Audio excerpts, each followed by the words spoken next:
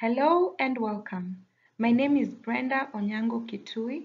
I am a counseling psychologist and a hospitality lecturer.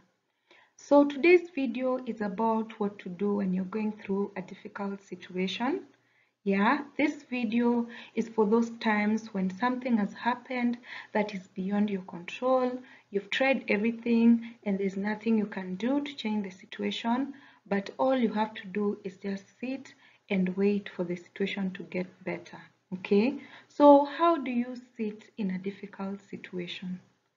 Number one, you can talk to a counselor, talk to a professional who is trained and can help you identify some coping skills that will lessen the burden that you're experiencing because of this difficult situation. Yeah, make sure you talk to someone who is properly trained so that they actually help you instead of doing harm. Okay.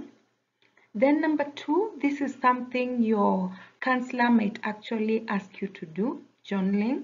Yeah, you can journal on a book, using video or using audio. So what does journaling actually entail? It's writing down or letting out your thoughts and feelings and your opinion about what you're going through.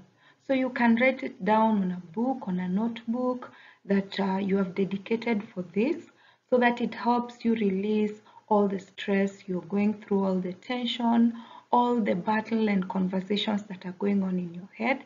Writing them down will let them out. Yeah, there's a famous person who once said sometimes our thoughts are better off out of our minds onto a piece of paper. It's very, very therapeutic. So do that. You can also do video if you don't like writing. You can open up your phone, your laptop, your camera, and just talk to the camera. Let the camera know what you're going through. Let all those feelings, emotions, your opinion about what you're going through, let it all out. This is very easy because this is a device, this is a computer. It will not judge you. You just talk to it like you're talking to somebody, but it's not responding. So it's good for letting these emotions out. You can also do an audio, yeah, on your phone, on the computer, on the camera. Just do an audio. If you're camera shy, do an audio and do the same thing. Let it all out. The next video I'm going to do is on journaling. So make sure you check it out so that you can understand more what journaling really entails. Okay. So another important thing to notice about journaling is that make sure your book, your diary, wherever you've written these things is secure. If you're writing about things you're not very proud of, you don't want somebody coming and finding them and looking at them, then you have another problem of dealing with shame. Okay, make sure it's secure, it's locked away somewhere and no one can find it. Okay.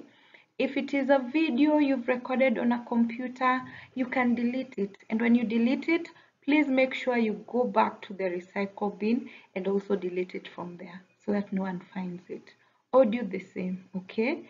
Get rid of the evidence. You don't want somebody coming and knowing your most shameful thoughts, yeah? You don't want to be dealing with shame, okay? So that's that. Number three, call an old friend and reminisce about the good times. Yeah.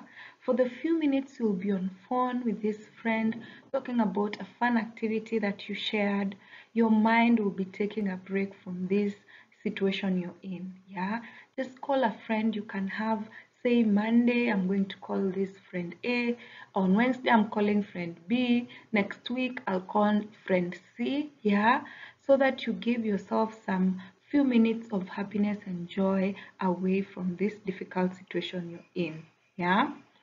Then number four, talk to a stranger. If you don't have a friend, if a friend is out of reach, talk to a stranger. I know this is very unusual for many people, but if you have the courage, please go ahead and do it. Yeah. This happened to me once before I studied psychology and I didn't understand what it was all about. Some lady sat next to me in a matatu and she just started talking to me about this difficult situation she had just experienced and how she was feeling so overwhelmed.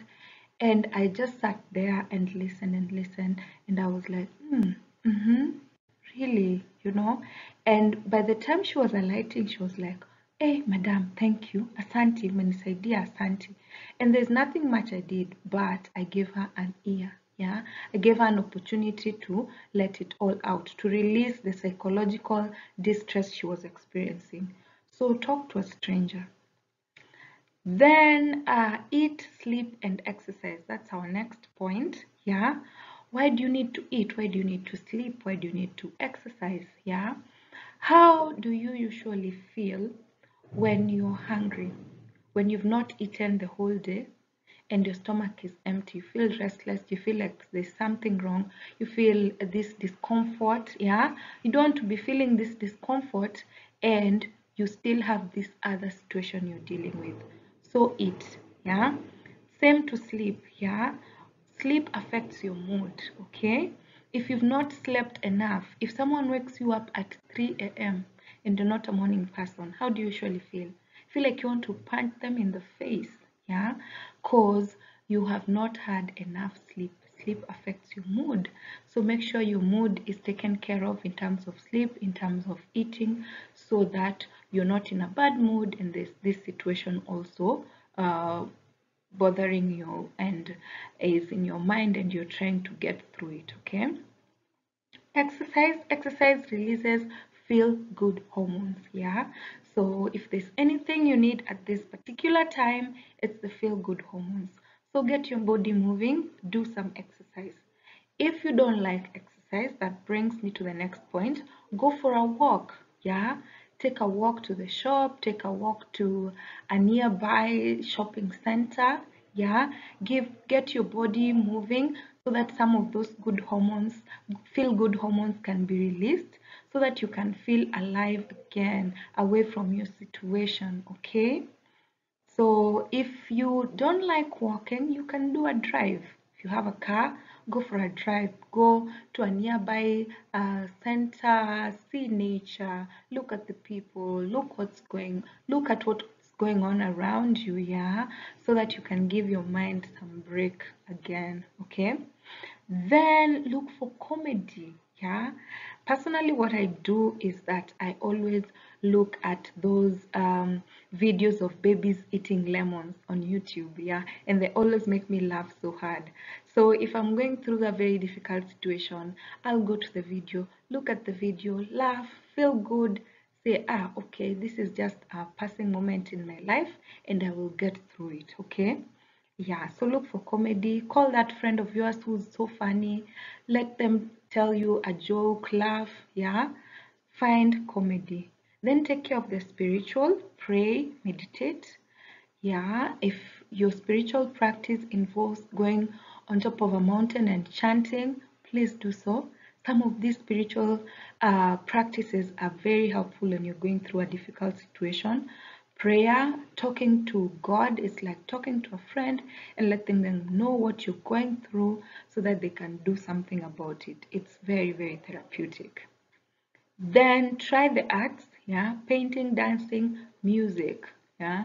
There's a whole technique in counseling psychology about art therapy, yeah, where counselors use art to help their clients express what they're going through, to help them tell their story, and that usually helps them release the tension and what they're going through and gives them a different perspective, yeah.